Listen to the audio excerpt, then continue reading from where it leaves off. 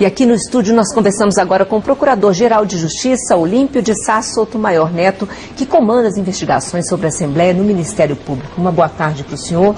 Esse trabalho no Ministério Público ele já começou, algumas pessoas já prestaram depoimentos. Já foi possível avançar, doutor Olímpio, na investigação? Em primeiro lugar, é bom deixar claro que o Ministério Público, em relação a esse mesmo dito esquema de funcionários fantasmas, gafanhotos, já tem ações propostas, né? São 14 ações civis por atos de improbidade administrativa que já estão tramitando, foram propostas nos anos de 2008 e 2009, inclusive tem 4 ações criminais. Em relação a esses últimos fatos, na Promotoria de Defesa do Patrimônio Público já foram instaurados 7 inquéritos civis.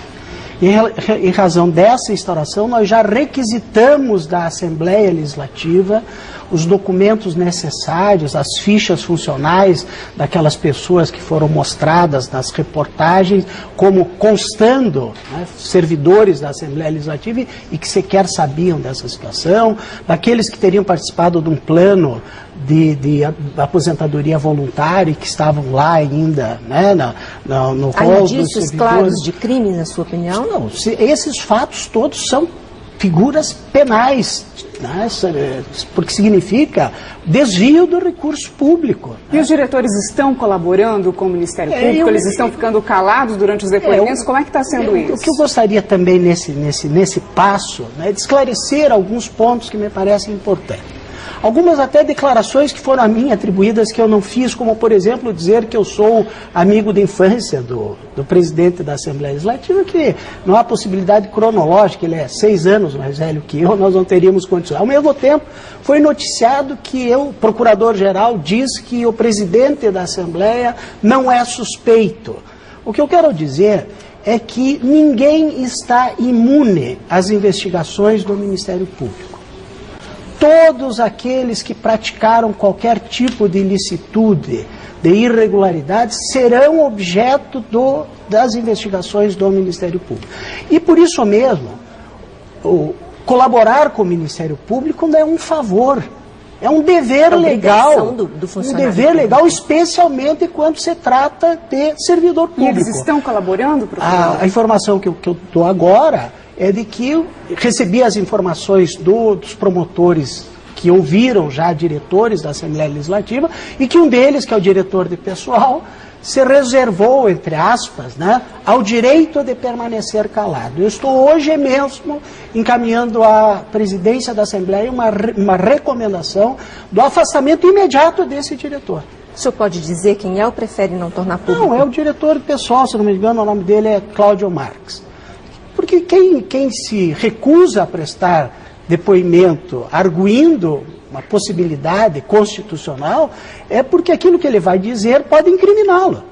Ora, se o diretor tem algo que ele possa dizer que constitua uma atitude dele criminosa, obviamente que ele não tem condições de permanecer. Eu estou dando esse exemplo porque toda vez que não houver colaboração com o Ministério Público, nós vamos tomar as medidas administrativas e judiciais necessárias. Se o presidente da Assembleia não afastar espontaneamente, acolhendo a recomendação do Ministério Público, nós vamos requerer à Justiça o afastamento. Pois é, procurador, a gente até tem uma dúvida, né, Mira? Todos os atos de nomeação, inclusive, são assinados pelo presidente da Assembleia, Nelson Justus, e também pelo primeiro secretário, Alexandre Cury. Eles não são considerados suspeitos por enquanto? Ninguém está imune às investigações do Ministério Público. O que o Ministério Público pretende é colher elementos suficientes para propor as medidas, tanto na esfera da improbidade administrativa, que pode importar na perda de direitos políticos, que pode ter consequências, né, da perda da função pública, quanto na área criminal, que pode importar na pena privativa de liberdade, na prisão das pessoas, e das medidas que objetivem o ressarcimento, a devolução desses recursos que foram desviados da Assembleia Legislativa. Portanto, as investigações estão iniciando agora, né? E ninguém está imune a essas investigações. O senhor considerou injusta essa alegação de que o senhor seria amigo ou conhecido do presidente da casa? O que o senhor tem a dizer com relação a essas referências de que parentes do senhor e de outros promotores, o fato de haver parentes na Assembleia também poderia atrapalhar as investigações? Em primeiro lugar, em relação ao parentesco com o Severo Sotomayor, que é meu irmão. Ele entrou na Assembleia com 15 anos como office boy. Ele está há 45 anos na Assembleia. Antes de eu pensar em ser promotor de justiça, ele já era servidor da Assembleia. Agora, os meus filhos não são servidores da Assembleia. Mas vamos imaginar que eu tivesse um filho que fosse servidor do Tribunal de Justiça. Eu tenho um filho que é bacharel em Direito. Ele estaria impedido de investigar uma ação delitosa praticada no Tribunal de Justiça porque eu tenho um filho? É evidente que não. Essas investigações, aliás, estão sendo realizadas por promotores que são titulares de uma promotoria de defesa do patrimônio público, que tem absoluta autonomia, que tem o dever funcional de fazer as investigações, seja lá quem for o investigado. Então, não há nenhum... Alguém diz assim... que ficou lá dito também que eu pedi um voto de confiança para a sociedade. Não tem nada de pedir voto de confiança. O Ministério Público tem um dever funcional e vai cumprir com esse dever funcional. E o senhor se sente confortável, mesmo tendo parentes na Assembleia, de estar nessa investigação? Claro, eu cumpro com um dever. Eu acho que nós vivemos um momento histórico importante no processo civilizatório paranaense. Possibilidade de fazer a depuração da Assembleia Legislativa e até de outros órgãos. Eu ontem tentei falar com o promotor de justiça Fuad, né, não consegui, porque eu quero que ele nos auxilie também. Ele disse que há uma rede, né, de ilicitudes, entre todos os interesses que poderia atrapalhar. Eu quero que ele nos ajude. Vamos identificar. Não vamos investigar só a Assembleia Legislativa, vamos investigar todos os poderes. Quem é essa? Como é que foi constituída essa rede? Quem é que integra essa rede? Quem são as pessoas? Quais foram as ilicitudes que essa rede praticou? Eu acho que é um momento que se pode passar a limpo todos os órgãos públicos do Estado, e o Ministério Público tem dever constitucional de fazer isso, porque ele é o fiscalizador de todas essas atividades. Eu cito esse caso específico do Dr. Fuad, do promotor de justiça Fuad, para dizer que qualquer um da sociedade que tenha elementos, que tenha indícios da existência de ilicitudes praticadas por qualquer órgão, traga ao Ministério Público. Inclusive, que nós vamos tomar as medidas legais cabíveis. O senhor disse que o seu irmão já foi depor, não é isso mesmo? O senhor falou isso. O senhor tem quantos parentes na Assembleia? Até para que fique tudo claro. Eu tenho o meu irmão e 2 filhos dele. Aliás, são filhos, insisto, são filhos dele e não meus.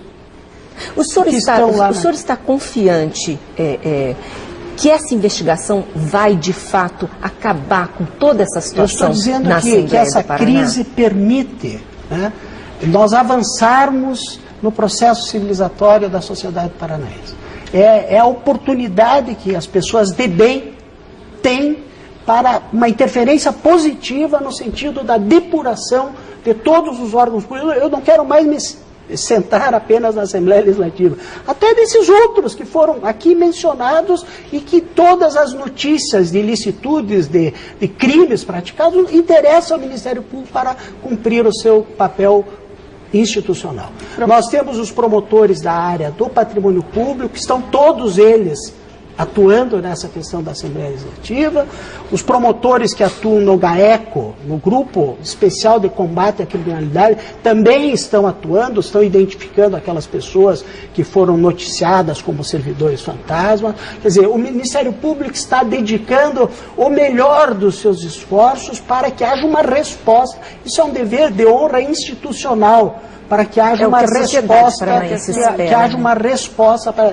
Até eu gostaria de perguntar para o senhor em relação aos documentos. O senhor disse que são necessárias várias provas, né? O senhor já está conseguindo esses documentos da Assembleia? Como é que vai ser feito isso? Até porque diariamente nós marcamos, todas as requisições feitas à Assembleia Legislativa tem um prazo e os prazos menores são os de 10 dias em relação às fichas funcionais. Então isso deve demorar muito ainda. Não deve. 10 dias nós já estamos recebendo. O que é necessário compreender que o Ministério Público precisa ter elementos para a propositura. Não adianta propor uma ação que ao final depois seja julgada, né, em processo. Eu quero aproveitar uma outra situação. Eu vi aqui o presidente da Ordem dos Advogados do Brasil, ele esteve lá conversando comigo. Eu acho que todas as instituições devem colaborar. Talvez a Ordem possa lá instituir um grupo de associados, né, de filiados à Ordem, que recebam também, ou que tenham conhecimento de notícias de ilicitudes e encaminhar ao Ministério Público.